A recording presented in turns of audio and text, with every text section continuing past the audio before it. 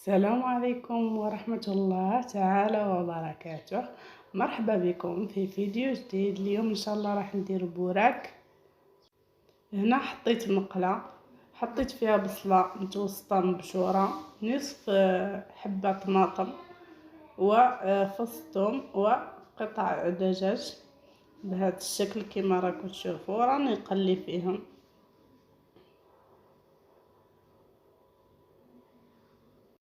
وفي نفس الوقت عندي بطاطا غليتها في الماء والملح وفتتها بيديا. هنا دوك نضيفو البصل نتاعنا، الملح تقريبا نصف ملعقة صغيرة، ونحرك باش تدخل في الخليط. الملح يعطي بنة البوراك نتاعنا، لازم يندار في الاول باش يدخل في الاكل، لازم يندار من الاول ويخلي البصلة تقلى بسرعة. هنا ضفت نصف ملعقة طماطم، وهنا نصف ملعقة صغيرة كمون، ونصف ملعقة صغيرة فلفل أحمر، ونبدأ نحرك.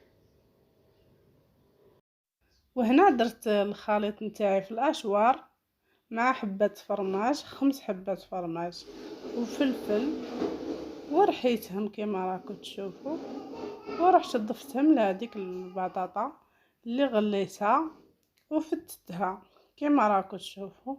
نخلط الخليط حتى ينسجم مع بعض.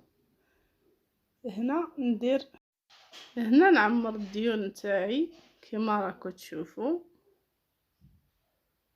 هنا درت في هذا الفلفل اللي كنت قليته، يعني هذا الشيء اختياري، تقدروا تستغنوا على هذه الخطوه. ونبقى نلف في الديون تاعنا.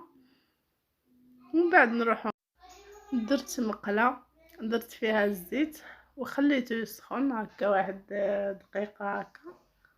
ومن بعد ما سخن لي الزيت حطيت فيه البوراك نتاعنا وبديت نقلبه من الجهتين حتى ياخذ اللون الذهبي. نتمنى الى مازال ما اشتركتوش في القناه تشتركوا في القناه وفعلوا الجرس باش يوصلكم كل جديد ان شاء الله، وديروا لي اعجاب وخلوا لي تعليق.